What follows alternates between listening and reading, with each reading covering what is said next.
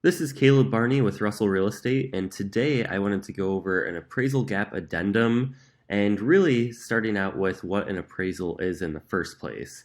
So, if you are purchasing a property with financing, so from a lender, from a bank, whoever you go through for that, they will actually require that the property be appraised in order for you to purchase it. So, the reason why they do that is because they want to protect their asset because ultimately they don't want to lend money on something that's not worth that amount. So using simple numbers here, let's say you're buying a $100,000 property, they'll send out an independent third-party appraiser to give their objective, or supposed to be objective, really it's subjective, opinion of value of that property.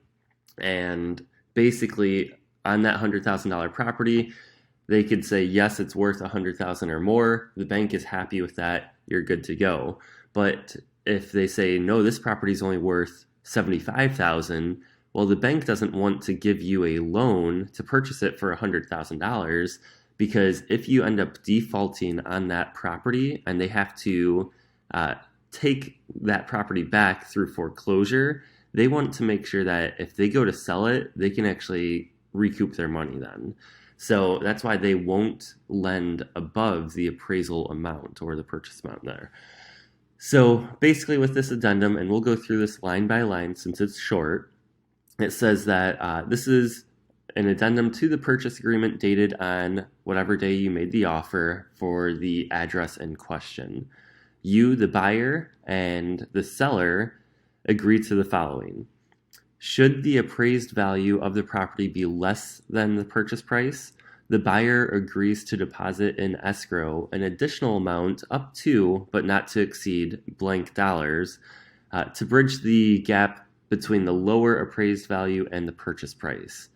Should the difference between or in the appraised value and sale price be greater than the maximum gap amount, the buyer and seller may agree to adjust the sale price to a lower amount that would include the maximum gap amount.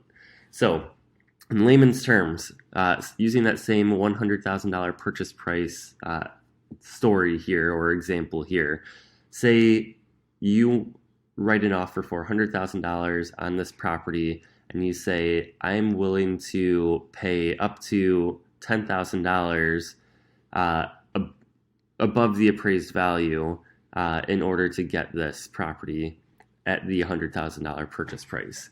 Well, say the appraiser comes back and it's worth more than $100,000, you're good to go. You don't have to bring anything else out of pocket. If they come back and say that $100,000 property that you put the offer in is only worth $90,000, then they would actually, this is where the appraisal gap would come into play. You would have to pay that $10,000 out of pocket and deposit it into in escrow, and that would be on top of your normal down payment amount. So before you do an appraisal gap, you definitely want to talk with your lender to make sure that you have enough funds and it's not going to mess up your loan commitment from that lender. And then the other two examples I would use for this is if the appraiser says, no, that $100,000 property that you think is worth $100,000, I think it's only worth $85,000. Well, you and the seller have agreed that you're only to pay up to $10,000 and no more than that. So you can actually adjust the sale price to $95,000 with that $10,000 gap amount to meet the $85,000 appraisal number to satisfy the bank. And then the last example I would use is, say it's not, say the appraiser says it's worth $95,000. Well, you only have to come up with a $5,000 gap amount from the $100,000 offer that you made to the $95,000 appraisal number, because just because you put in you're willing to pay up to $10,000 for that gap amount, you only have to make the difference from the appraised amount and your offer. Then that would need to be signed by both you and the seller.